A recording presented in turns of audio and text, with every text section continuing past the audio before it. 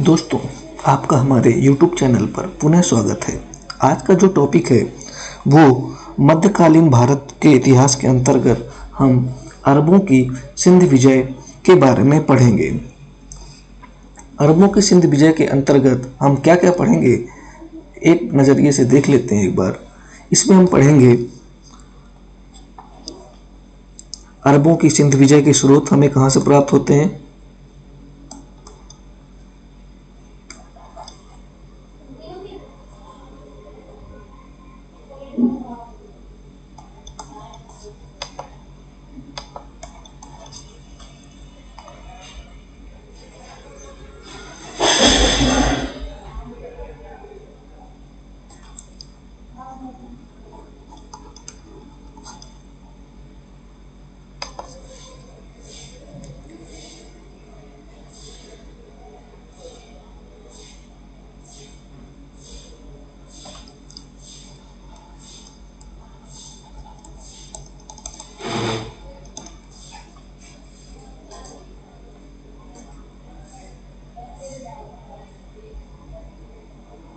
दोस्तों एक बार हमारे YouTube चैनल पर आपका पुनः स्वागत है। आज हम जिस टॉपिक पर बात करने जा रहे हैं उस टॉपिक का नाम है अरबों की सिंध विजय। इस टॉपिक के अंतर्गत हम जानेंगे अरबों की सिंध विजय के स्रोत हमें कहाँ से प्राप्त होते हैं।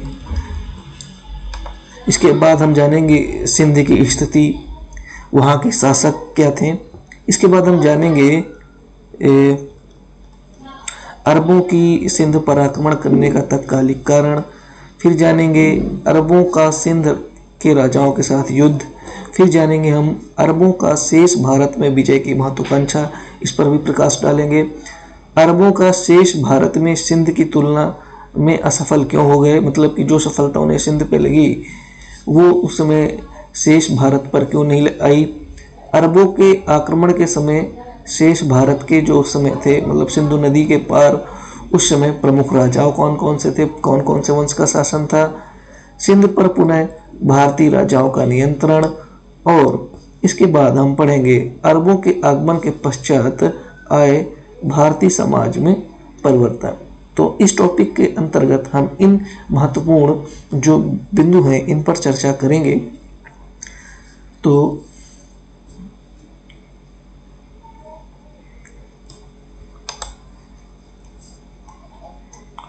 चलिए शुरू करते हैं।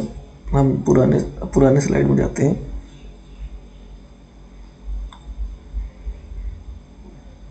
दोस्तों, जैसे आपको पता ही है कि इस्लाम धर्म के अनुयायियों ने भारत में सर्वप्रथम प्रवेश करने वाले अरब थे। अरब जो थे वो सिंध पर अधिकार करने में सफल हो गए थे। और हमें यह भी पता है कि भारत तथा अरब व्यापारियों से व्यापारिक संबंध बहुत पुराने थे और यह स्थल तथा जल दोनों मार्गों से व्यापार उस समय किया जा रहा था तथा इसी रास्ते से मिस्र होते हुए व्यापार यूरोपीय देशों तक भी होता रहा था। अब तो देखते हैं कि उस समय जो अरब देशों के साथ या पश्चिम एशियाई देशों के साथ जो व्यापार होते थे उस समय कौन कौन से मार्ग थे। जो स्थल मार्ग थे वो हैबर घाटी से भी होते थे, बोलन घाटी से होते थे और मकरान की घाटी से भी होते थे। और इसके बाद एक जल मार्ग के जरिए भी व्यापार होता था। जल मार्ग, आपको पता है कि जल मार्ग क्या होता था, ये इधर से फारस की खाड़ी के जरिए व्यापार होता था। और भारत में व्यापार के लिए देवल, खंभात, सोपारा, मालाबार इत्यादि बंदरगाहों का प्रयोग किया जाता था। इससे अब हमें क्या पता चल गया कि भारत में प्रवेश करने के लिए अरबों को मार्ग का पता था। इसके बाद हम जानेंगे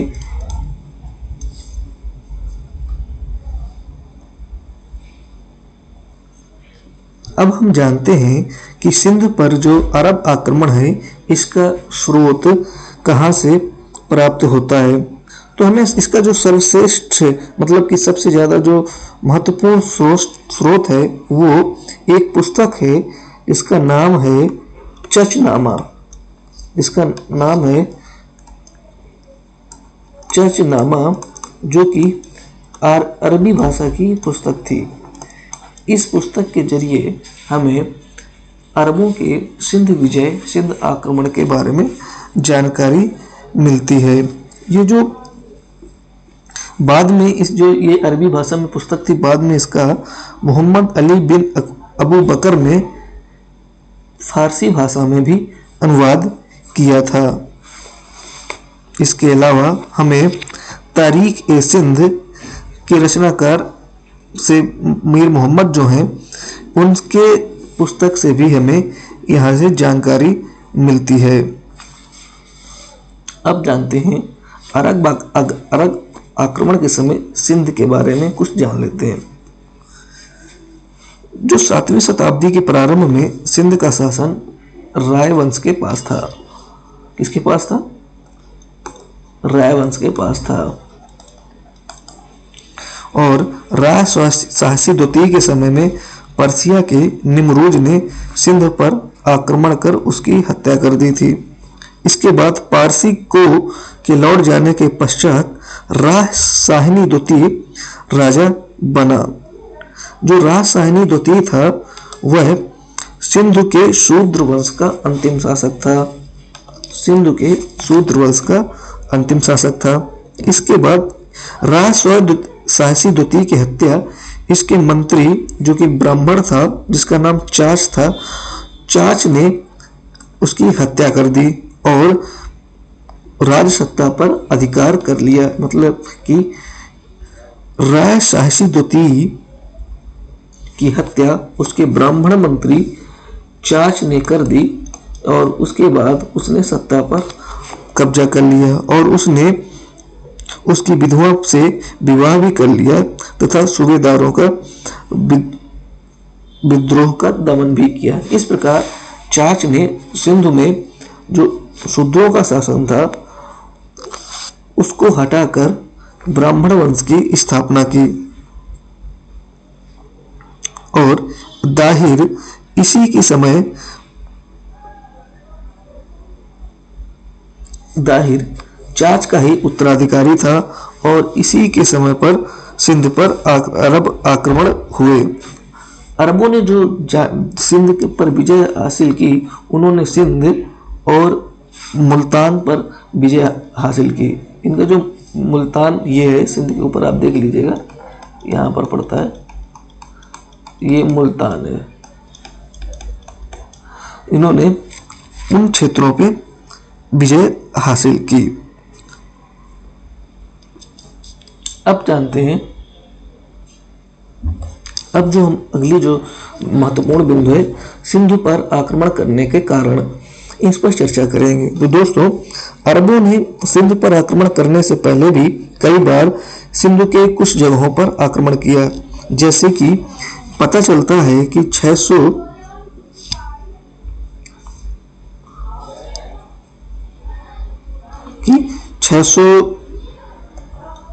636 ईस्वी में बंबई के निकट थाना पर अभियान भेजा गया, किंतु यह अभियान असफल हो गया। ठीक है, पहला प्रयास 636 ईस्वी में बंबई के निकट थाना पर किया गया, लेकिन वो असफल हो गया। इस अभियान की खास बात क्या थी कि इस अभियान के दौरान ही भारतीय लोग सर्वप्रथम इस्लाम के संपर्क में आए। यानी कि 636 ईस्वी में जब खंबात थाना पर अभियान भेजा गया तो उसी दौरान भारतीय लोग जो थे, हिंदू धर्म के लोग थे, वो इस्लाम धर्म के कुछ संपर्क में आए। इसके बाद एक और आक्रमण 644 ईस्वी में होता है। यह अब्दुल्ला बिन उमर के नेतृत्व में, किसने?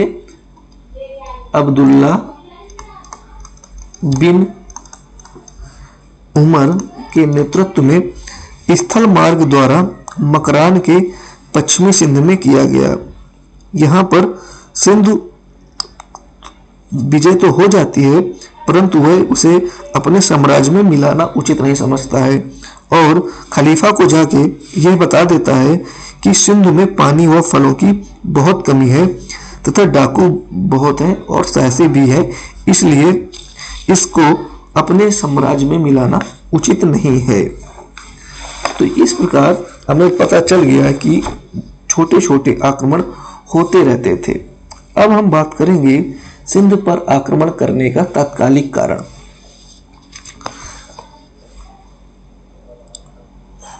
तो यहाँ की बात यह है कि आप देखेंगे कि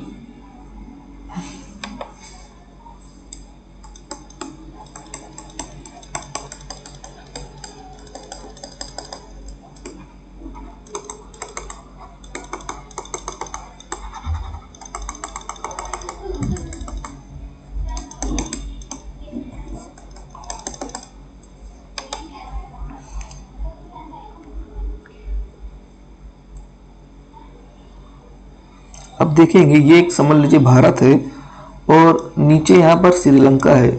तो श्रीलंका से एक जहाज जो अरब के खलीफा थे वालिद और उसके इराकी गवर्नर हज्जाज के लिए भेंट लाकर इराक जा रहा था और इस जहाज में काफी सारी मुस्लिम युवतियां भी थी। तो जब ये जहाज जा रहा था श्रीलंका से, तो भी सिंधु के पास बंदरगाह है देवल जो था सिंध प्रदेश का एक प्रमुख बंदरगाह था।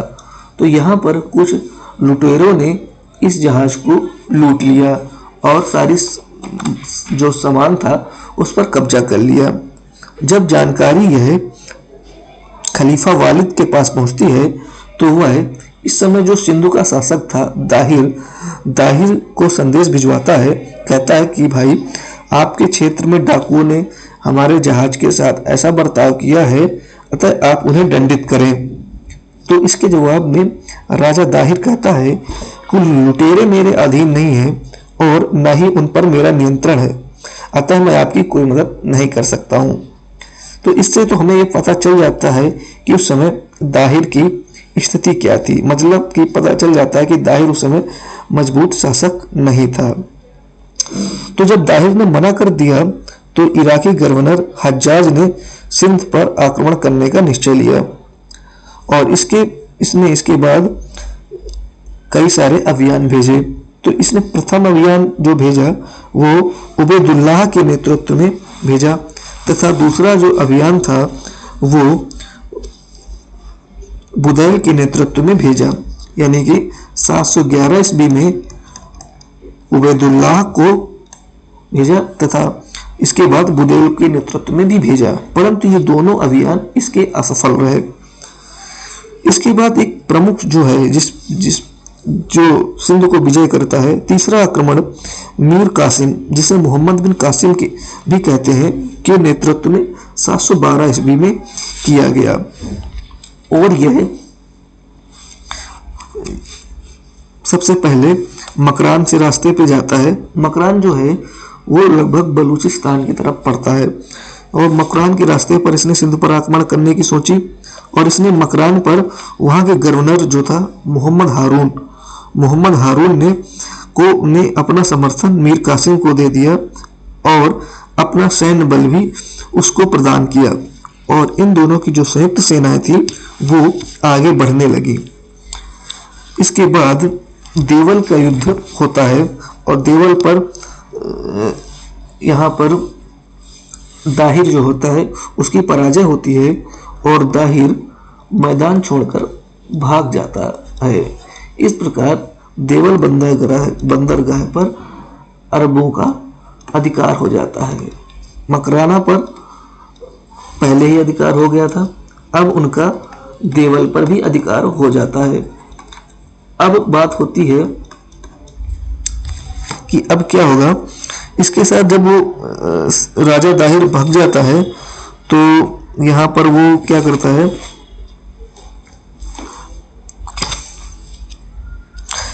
दाहिर जब भाग जाता है तो वो धीरे धीरे सिंधु पर मीर कासिम का नियंत्रण हो जाता है। फिर यहाँ के और राज्यों जैसे कि एक सेहवान था, सेहवान पर उसने कब्जा कर लिया और इस प्रकार से उसका सिंधु पर लगभग नियंत्रण हो जाता है। और सबसे बड़ी बात यह है कि सेहवान पर ही इसने सबसे पहले जजिया कर लगाया। यहाँ पर जो जिमी लोग थे, जिमी लोग मतलब गैर मुस्लिम जो रहते थे और उन्हें धार्मिक कर जजिया देना पड़ता था, उन्हें जिमी कहते थे। तो जिमी लोगों को जजिया कर देना पड़ा। सेहवान के बाद, सेहवान विजय के बाद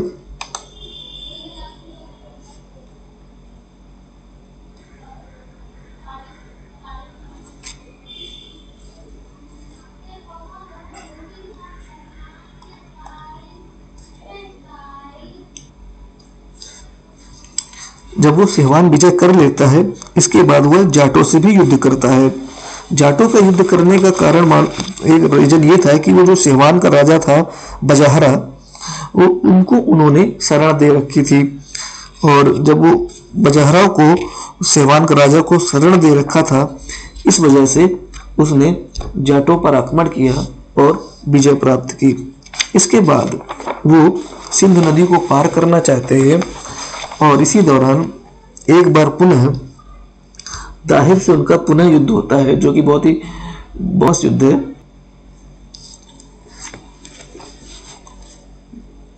मीर कासिम यानी मोहम्मद बिन कासिम और दाहिर के साथ पुनः 20 जून 712 ईस्वी को राबर का युद्ध होता है। याद कर लीजिएगा, 20 जून 712 ईस्वी को राबर का युद्ध होता है। राबर का युद्ध मोहम्मद बिन कासिम और दाहिर के बीच होता है और इस युद्ध में मीर कासिम यानी मोहम्मद बिन कासिम जो है वो विजयी होता है और राजा दाहिर मारा जाता है।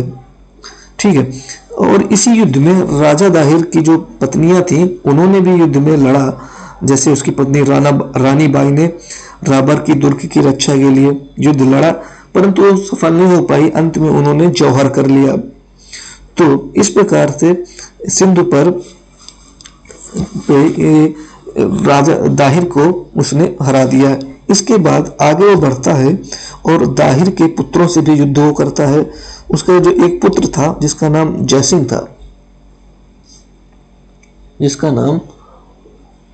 था,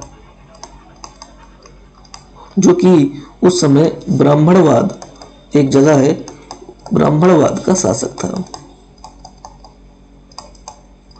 तो राजा जयसिंह को वो पराजित करता है और उसके जो राज्य है उसका पतन कर देता है।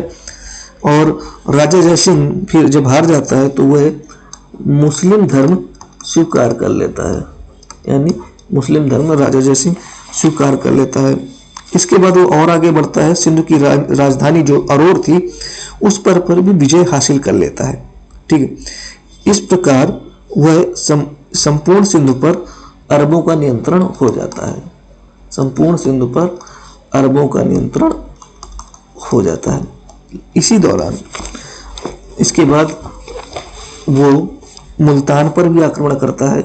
मुल्तान में वह 713 ईस्वी में आक्रमण करता है और विजय प्राप्त करता है। और अरबों को इससे बहुत ज़्यादा सोना प्राप्त होता है, जिससे वो लोग इस मुल्तान को स्वर्ण नगरी से पुकारने लगे थे। देखो, मुल्तान को स्वर्ण नगरी से पुकारने लगे थे। इस प्रकार सिंधु तथा मुल्तान विजय के पश्चात वह शेष भारत की ओर विजय करना चाहता है, लेकिन इसी दौरान जो खलीफा था अरब का वो बदल जाता है और जो 714 ईस्वी में खलीफा जो है वलीद जिन्होंने भेजा था इन लोगों को, उनकी मृत्यु हो जाती है। इसके बाद नया खलीफा सुलेमान बनता है। सुलेमान जो था वो हज्जाज का शत्रु था। हज्जाज आपको पता है कि गवर्नर था जिसके साथ उसने सिंधु पर विजय करने की सोची थी। और हज्जाज का भतीजा और दामाद ये मीर कासिम था। तो इस प्रकार से उसकी मीर कासिम से भी शत्रुता हो गई। तो जब वो वापस उसको इराक बुला लेता है सुलेमान, और मीर कासिम को बंदी बना के घोर यातना देता है और उसका वध कर देता है। इसी प्रकार इसकी जो मीर कासिम की मृत्यु के बारे में एक जो ग्रंथ है चचनामा, जिससे जानकारी मिलती है कि दाहिर की जो दो पुत्रियां थी, उसकी जो दाहिर की दो पुत्रियां थी, जिसका नाम था सूर्य देवी और मरमल देवी, इनको मीर कासिम ने ब्राह्मणवाद के पतन के बाद प्राप्त किया था और खलीफा सुलेमान के पास भेंट के रूप में भेजा, परंतु उन्होंने खलीफा से शिकायत कर दी कि मोहम्मद कासिम ने पहले ही उनके सतीत्व को नष्ट कर दिया है। अतः खलीफा क्रुद्ध होकर मीर कासिम को मार डालने की आज्ञा दे देता है। इन दो बातों में अलग अलग बातें पता चलती हैं, लेकिन इस एक बात स्पष्ट हो जाती है कि मीर कासिम की हत्या खलीफा सुलेमान ही करवाते हैं। ठीक है, इस प्रकार से जो मीर कासिम की भी महत्वाकांक्षा थी, जो कार्य योजना थी, वो जो सिंधु नदी के पार वह भारत पर आक्रमण करना चाहता था, वो अधूरी रह जाती है।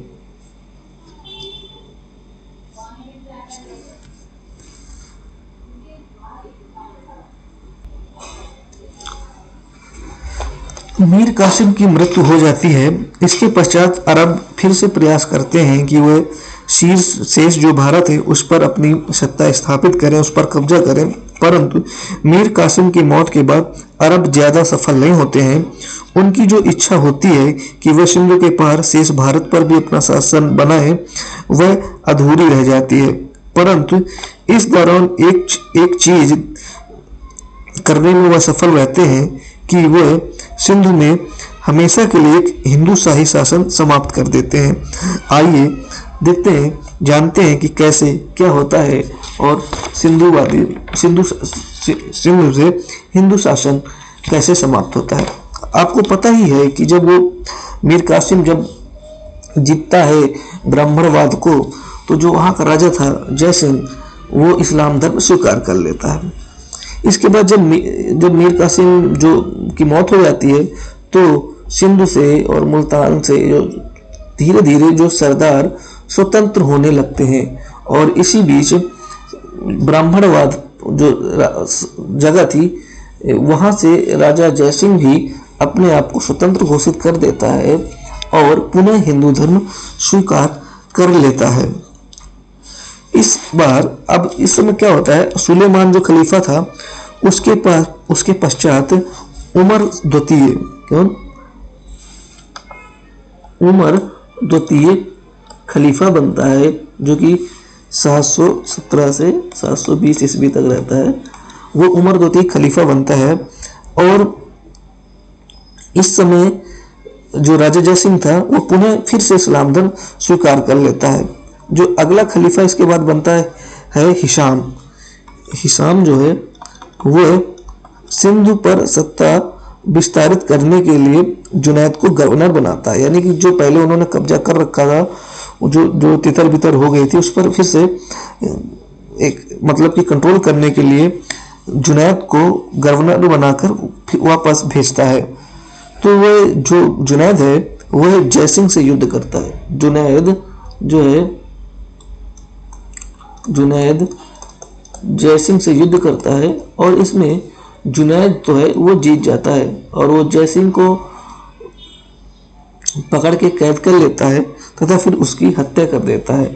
तो यानी जयसिंह का चैप्टर यहाँ से खत्म हो जाता है। इस प्रकार से 1-2 शताब्दियों के लिए, मतलब 9वीं शताब्दी के पहले तक सिंधु से हिंदू शासक की समाप्ति हो जाती है, मतलब कि हिंदू राजवंश का अंत हो जाता है। इसके बाद जब होता है कि जो जुनैद है, चलो सिंधु पर पुनः कब्जा हो जाता है, मतलब कि कंट्रोल फिर से आ जाता है। इसके पश्चात वह फिर से अरब सत्ता को विस्तारित करना चाहता है। जो सपना मीर कासिम ने देखा था कि वह सिंधु नदी के पार जो भारत है वहां पर कब्जा करे, तो वह सपना देखता है, वो प्रयास भी करता है और देखते हैं उसमें वो कितना सफल हो पाता है। तो उसको जानने से पहले देख लेते हैं इस समय जब अरबों का आक्रमण चल रहा था, दाहिर का जो शासन था, मतलब 7वीं और 8वीं शताब्दी के बीच, 9वीं में, इस समय कौन से शेष भारत में किन राजवंशों का शासन था, कौन शासक जो थे प्रमुख थे, उनके बारे में एक बार देख लेते हैं, थोड़ा सा आइडिया हो जाएगा।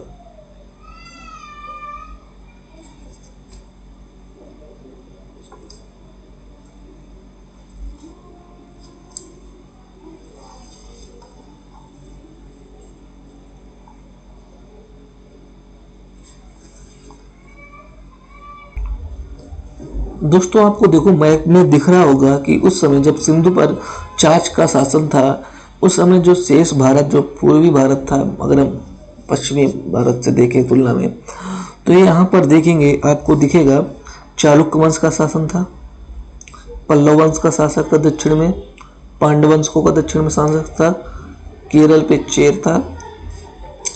इसके अलावा कन्नौज वंश का भी, कन्नौज भी बहुत ही ज़्यादा प्रमुख शासन था, और प्रतिहार वंशों का भी शासन था यहाँ पर। इसके अलावा राष्ट्रकूट वंशों का भी शासन था। तो जो उस समय कन्नौज का राजा था जो यशोवर्मन था, कन्नौज का शासक यशोवर्मन, ये दाहिर का समकालीन था। ठीक है, ये दाहिर के समकालीन था। इसके अलावा प्रतिहार वंश का उस समय एक शासक था जो बहुत ही फेमस था, उसका नाम देख लीजिए। प्रतिहार वंश का शासक था, उसका नाम था नागभट्ट फर्स्ट। और ऐसे ही राष्ट्रकूट का था, राष्ट्रकूट का कौन था? दंती दुर्ग था। और चालुक्य वंश का था विजयादित्य, जो कि विजयादित्य चालुक्य वंश में था, जो कि 689 से 733 ईस्वी तक था। इसके अलावा पल्लव वंश का एक प्रमुख शासक था उसी दौरान, जो था नरसिंह वर्मन द्वितीय। ठीक है, नरसिंह वर्मन द्वितीय एक बहुत ही फेमस शासक था, और इसने बहुत सारी उपाधियां धारण की थी। जैसे आपको बता दें, उसने राजाओं का सिंह की एक उपाधि धारण की थी, और इसने अपने को आगमप्री भी की उपाधि धारण की, जिसका मतलब होता है शस्त्रों का प्रेमी। इसने अपने आप को शंकर भक्त की उपाधि धारण की, मतलब कि इससे स्पष्ट भी हो जाता है कि वो शैव धर्म अनुयायी था। शंकर भक्त की उपाधि धारण की। और इसने जो परीक्षा में सर्वाधिक पूछा जाता है कि इसने कांची में कैलाश मंदिर का निर्माण करवाया। ये काशी में कैलाश मंदिर का निर्माण कराया। तो आपको नरसिंह वर्मन से भी थोड़ा सा बता दिया हमने, इस अरब वाले चैप्टर में इसका नाम आया है, तो ये एक्स्ट्रा जो थे फैक्ट थे। तो क्या होता है प्रारंभ, अब चलिए आपको पता चल गया कि शेष भारत में जब सिंधु आक्रमण कर रहे थे, सिंधु पर आक्रमण हो रहा था अरबों द्वारा, उस समय जो सिंधु नदी के इधर का भारत था, वहां पर कौन कौन से प्रमुख वंश थे, कौन कौन से उनके राजा उस समय थे, एक पता चल गया। तो क्या होता है कि सिंधु जब आएंगे, सिंधु नदी को पार करेंगे, तो सबसे पहले तो पंजाब में आएंगे, राजस्थान पर ही आएंगे। इसके बाद वो कहीं गुजरात में जाएंगे, गुजरात पे जाएंगे, पंजाब और राजस्थान पे जाएंगे। ठीक है, क्योंकि इसके बाद जब क्या होता है कि जब वो जुनैद जो आक्रमण करता है, वो सोचता है कि मैं करूं, तो वह राजस्थान के कुछ भागों जैसे जैसलमेर व जोधपुर का कुछ क्षेत्र, मारूमार आदि, उज्जैन, गुजरात के ओखा मंडल में वह धावा बोल देता है। इस आक्रमण के फलस्वरूप वह सिर्फ राजस्थान के कुछ क्षेत्रों पर अरबों का अधिकार हो जाता है, किंतु वह स्थायी नहीं रहता है, मतलब कि वो कुछ समय बाद फिर से उनके हाथ से निकल जाता है। और इस समय जो अरबों का जो सर्वाधिक जो होता है, जो मुकाबला होता है, जो वो होता है गुर्जर प्रतिहार वंश से। जो गुर्जर प्रतिहार वंश है वो उन अरबों को कड़ी टक्कर देते हैं। इस वजह से इन्हें जो राष्ट्रकूट हैं उनसे एक संधि भी करनी पड़ती है। तो इससे पता हमें जान गए कि इन्होंने काफ़ी ज़्यादा प्रतिहार जो अंश था, इन्होंने अरबों को टक्कर दी। और जो पुलकेश एक जो राजा था, पुलकेशिराज अवनी जनाश्रय के 9 शेयरी अभिलेख से अरबों को हराने का उल्लेख मिलता है। भोज के ग्वालियर प्रशस्ति में नागभट्ट प्रथम को मलेच्छों अथवा अरबों को परास्त करने का श्रेय दिया जाता है। और इसके बाद जुनैद चलो हो जाता है। इसके बाद एक नया गवर्नर बनता है सिंध का, जिसका नाम होता है तमीम एक नया गवर्नर बनता है।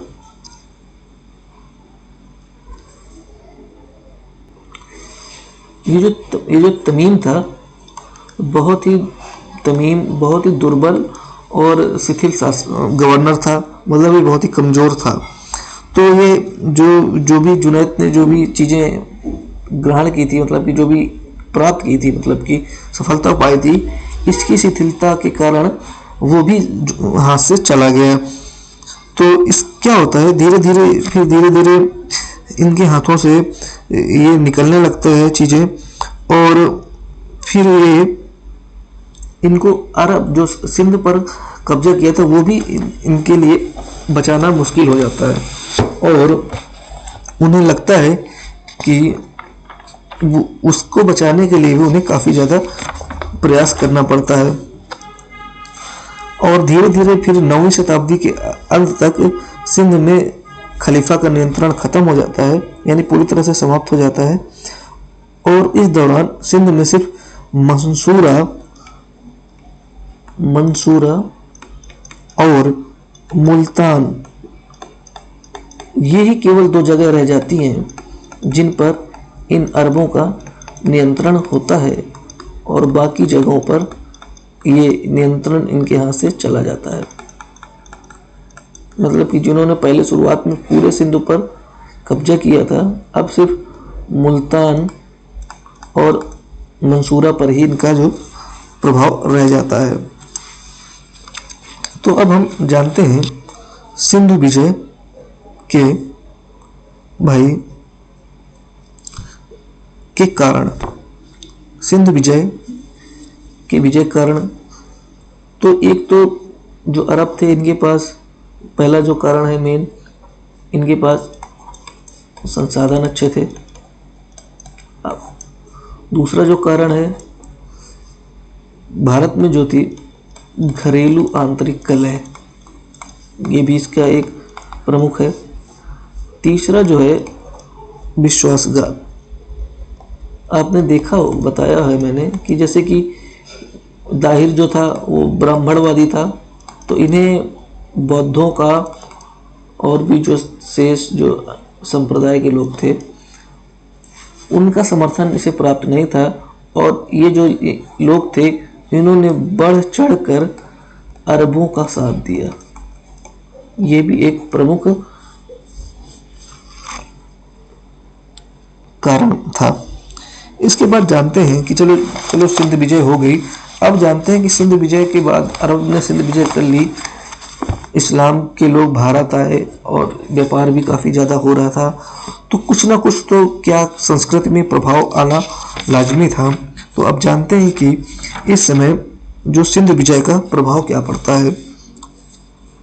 सिंध में अरब शासन, ठीक है, 12वीं शताब्दी तक था। इसके बाद आप जानते हैं कि तुर्कों का आक्रमण हो जाता है, और तो तुर्क जो थे वो आक्रमण करते हैं और वो भारत में काफ़ी ज़्यादा सफल होते हैं। लेकिन इससे हमें काफ़ी ज़्यादा चीज़ें पता चलती हैं, और काफ़ी ज़्यादा क्या होता है, एक तो एक नई संस्कृति का जन्म हो जाता है। इस्लाम के लोग और हिंदू धर्म के लोग लगभग एक साथ संपर्क में आते हैं, और एक नई संस्कृति का जन्म होता है। और पता चलता है कि जो सिंध के लोग थे, अच्छी खासी संस्कृत और अरबी दोनों भाषा बोलना जानते थे। एक तो ये प्रभाव देखने को मिलता है हमें। दूसरा कि एक जजिया कर के बारे में हमें जानकारी मिलती है। जजिया कर एक स्टार्ट हो गया जो कि मीर कासिम ने स्टार्ट किया था सेवा सावे। इसके बाद हम देखते हैं कि जो भारतीय संस्कृति थी वो अरबों के माध्यम से भारत से बाहर उसका प्रचार प्रसार हुआ। अरब शासकों ने एक था कि अरब शासकों ने जो भारतीय भाषाओं, साहित्य, दर्शन, गणित, औषधियों आदि का अध्ययन किया। इसके बारे में अलबरूनी ने विस्तृत वर्णन किया है। एक हिंसा, हिंसा क्या होता है? हिंसा को संख्या का अरबी नाम है। संख्या को अरबी में हिंसा कहते हैं, ठीक है, हिंसा कहते हैं। और इसका मूल निवास भारत है, ऐसा अलबरूनी कहता है। एक अरब का जो था व्यक्ति अबू मसर ने बनारस जाकर ज्योतिष शास्त्र का भी अध्ययन किया। इस प्रकार से हमें देखने को मिल रहा है कि काफ़ी ज़्यादा सांस्कृतिक और सामाजिक परिवर्तन देखने को मिलते हैं, जिससे कि न सिर्फ भारत भी प्रभावित होता है बल्कि अरब भी प्रभावित होता है। अरब के लोगों को ज्ञान के लिए काफ़ी ज़्यादा भारत से ज्ञान अर्जित करते हैं और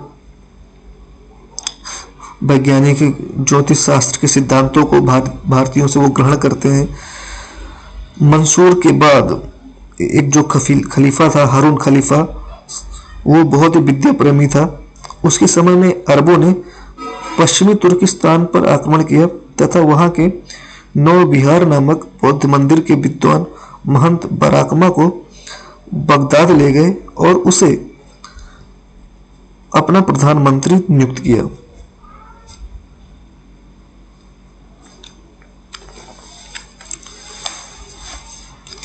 भारत में एक और भी प्रभाव देखने को मिलता है, आपको देखेंगे भारत में इस्लाम धर्म का बीजारोपण हो जाता है और ब्रह्मगुप्त द्वारा लिखित ब्रह्म सिद्धांत और खंड खांडवाक अपने साथ जो खलीफा मंसूर था वो ले जाता है तथा उसका अपनी भाषा में अनुवाद भी कराता है। तो इस प्रकार से पता चलता है कि सिंधु विजय के प्रभाव के से हमें विवरण से जो है इसे स्पष्ट होता है कि सिंधु में अरबों का अधिकार के साथ ही जीवन, विज्ञान व धर्म के अनेक क्षेत्रों में हिंदू मुस्लिम संस्कृतियों का पारस्परिक आदान प्रदान होता है। इसके बाद हम देखते हैं कि जैसे कि कुछ विशेष तथ्य हैं।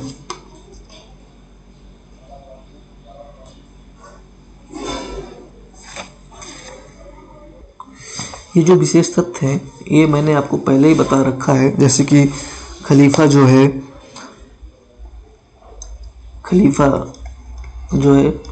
अरबी भाषा का शब्द होता है और इसका अर्थ होता है उत्तराधिकारी, ठीक है।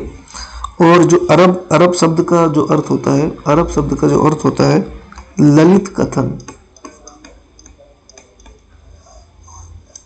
अरब शब्द का जो अर्थ होता है ललित कथन।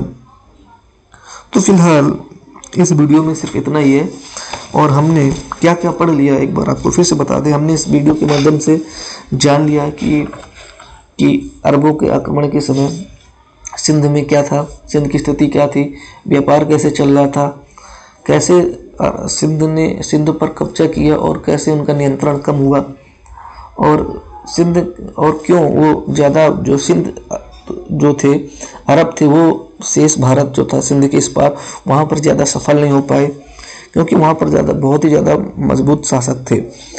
तो और क्या प्रभाव पड़ा सिंध विजय के अरबों के आक्रमण से भारत में, इफेक्ट ऑफ अरब इन्वेजन, इन सब के बारे में हमने जान लिया। तो फिलहाल इस वीडियो में इतना ही है। अगले चैप्टर में हम गजनवी तथा गोर राजवंश के बारे में पढ़ेंगे और देखेंगे कि किस प्रकार से वो अरबों से भिन्न थे और वो जो सत्ता वो जो अरब नहीं हासिल कर पाए उन्होंने किस प्रकार वो सत्ता हासिल की। तो तो उस वीडियो में हम उस पर चर्चा करेंगे।